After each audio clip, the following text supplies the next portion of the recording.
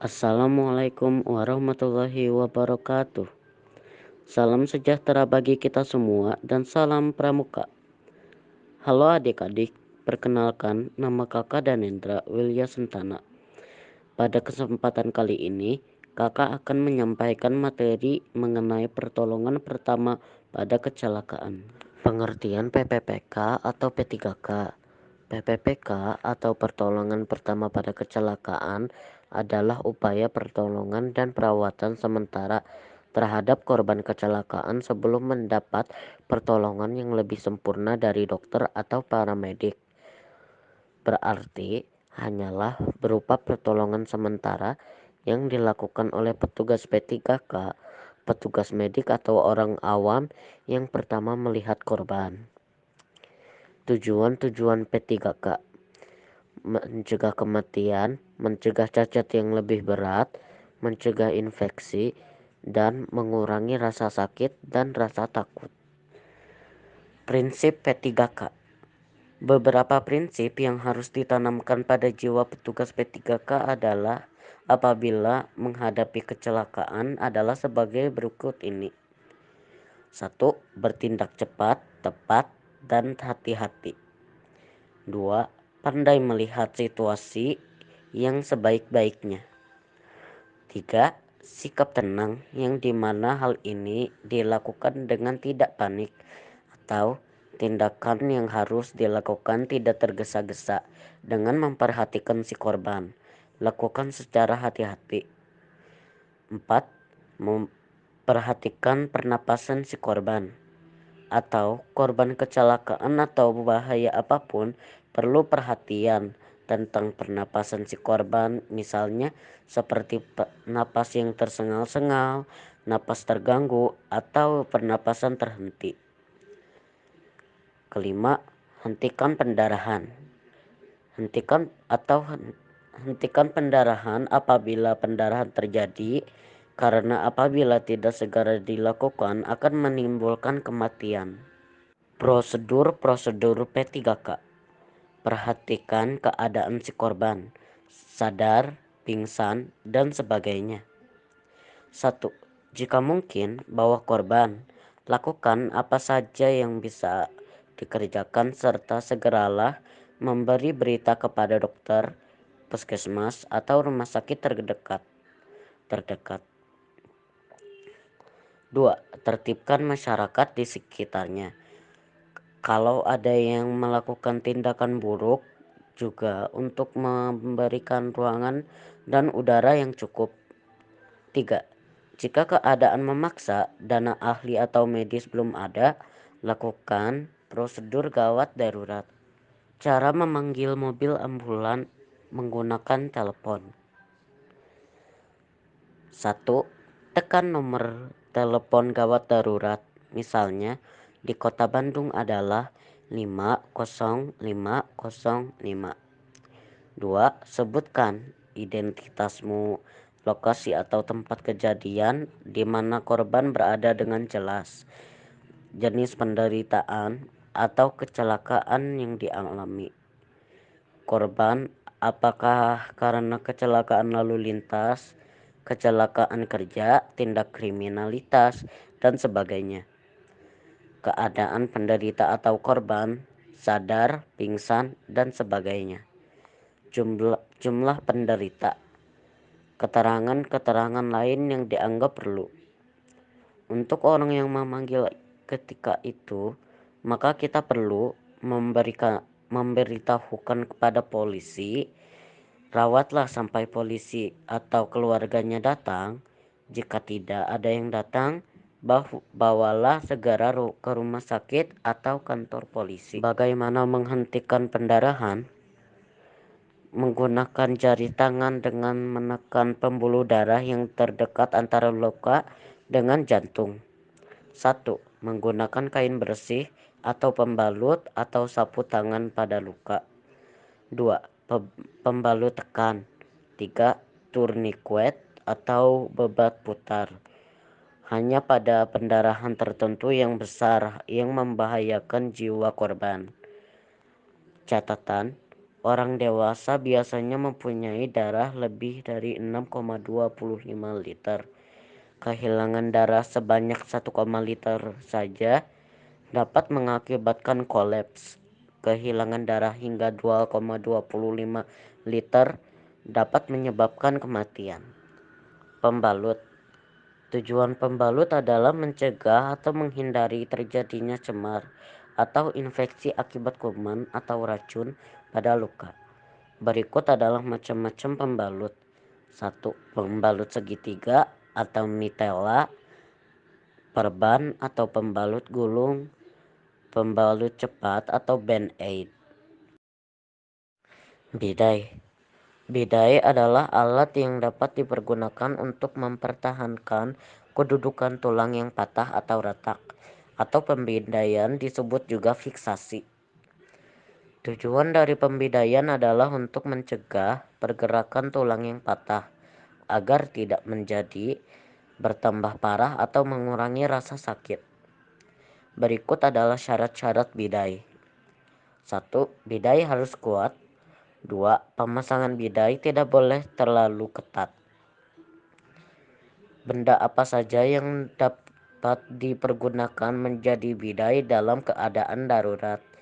Apabila bidai yang sudah jadi tidak tersedia, antara lain anggota badan sendiri, dalam keadaan yang sangat darurat, papan, bilah bambu, dan dahan kayu, karton atau majalah yang agak tebal tentunya, bantal, guling atau selimut untuk mengurangi rasa sakit, air splint atau bantalan udara, vakum matras.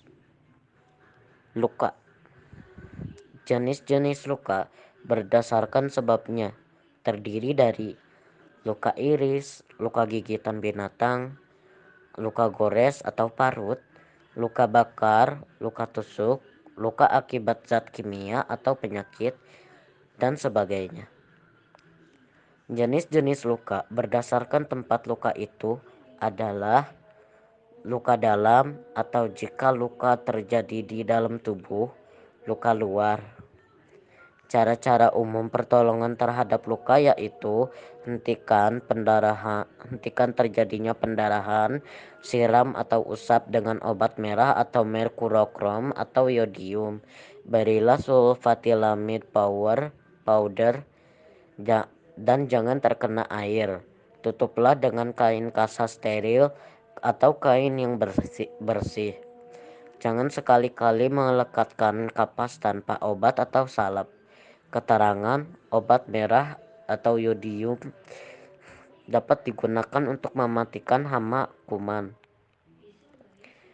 Yodium harus disimpan dalam keadaan tertutup atau berbahaya kalau menguap, maka yang tertinggal adalah yodium kental atau yang konsentrasinya besar akan berbahaya. Patah tulang.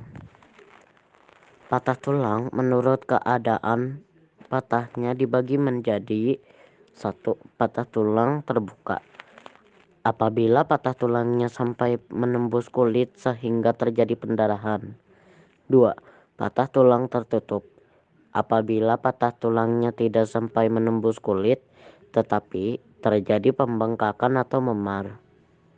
Pertolongan pertama bagi orang yang mengalami patah tulang adalah untuk mengusahakan si korban tidak mengalami kecacatan baik jasmani maupun rohani, serta mengurangi kemungkinan terjadinya gangguan umum. Berikut adalah gejala patah tulang. Anggota badan yang patah tidak dapat digerakkan. Bentuk tubuh atau anggota yang patah mengalami perubahan atau timbul pembengkakan, membengkak dan warna kulit kebiru-biruan, berderak-derik, demam dan rasa nyeri yang hebat. Berikut adalah pertolongan pertama yang dapat dikerjakan. Hentikan pendarahan dengan pembalut atau penasat. Tutuplah luka dengan pembalut yang steril. Kerjakanlah pembidaian yang memenuhi syarat. Anggota badan yang patah ditinggikan, segeralah bawa ke rumah sakit.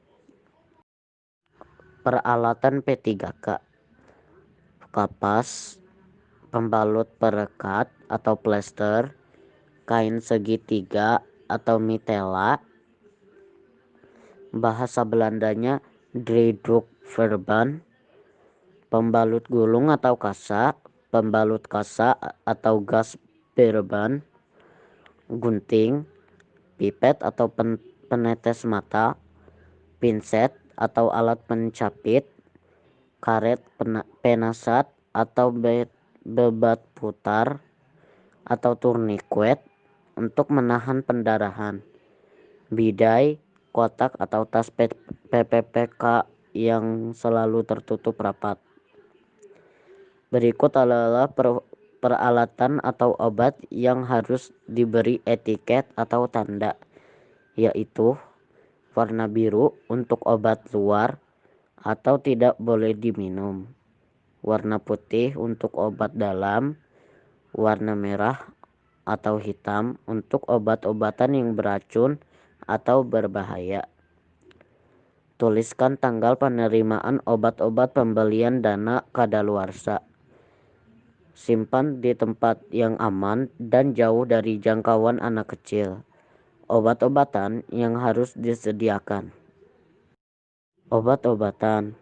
Obat merah atau merkurokrom adalah obat luka baru yang ringan.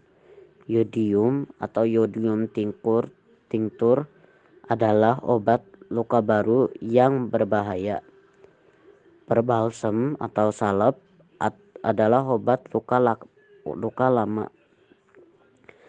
Amonia liquida atau airan amoniak adalah perangsang bagi yang pingsan.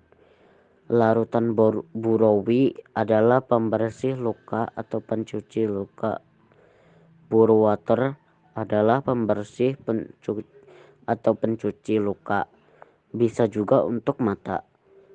Zulfazingsi adalah pengobatan mata yang sakit. Minyak kayu putih adalah penggosok atau penghangat tubuh. Bubuk sulfanilamid adalah pengering atau obat luka. Tablet norit adalah obat sakit perut, mulas, dan keracunan. Tablet kina adalah untuk penyakit malaria. Tablet-tablet untuk sakit kepala, demam, dan sebagainya. Obat-obatan dan peralatan P3K darurat. Jika alat-alat dan obat-obatan di atas tidak tersedia, sedangkan kita harus segera memberikan pertolongan, maka kita bisa mempergunakan alat dan obat darurat dan sederhana seperti di bawah ini. Tablet norit diganti dengan arang dapur yang halus atau beras yang ditumbuk halus. Amoniak dapat diganti dengan cuka bibit, bawang merah atau bawang putih, minyak wangi, dan jahe. Burawi dapat diganti dengan air tebu yang disaring atau dengan air sabun. Taurin salve dapat diganti dengan mentega, minyak, kecap untuk luka bakar. Obat merah dapat diganti dengan daun babadotan yang ditumpuk. Pembalut dapat diganti dengan daun pisang yang masih muda atau menggulung, atau juga dengan daun waru. Bidai atau spalk dapat diganti dengan pagar bambu atau kayu, mistar kayu, senapan atau golok. Adik-adik jangan di skip dulu ya. Kakak mau ngasih tahu nih. Untuk pertemuan selanjutnya kalian harus menampilkan kesenian daerah lewat daring tentunya. Untuk pengumpulan video nanti akan diinfokan lagi ya. Sekian materi dari kakak. Wabillahi taufik wal hidayah. Wassalamualaikum warahmatullahi wabarakatuh. Jangan lupa like, komen, dan subscribe ya.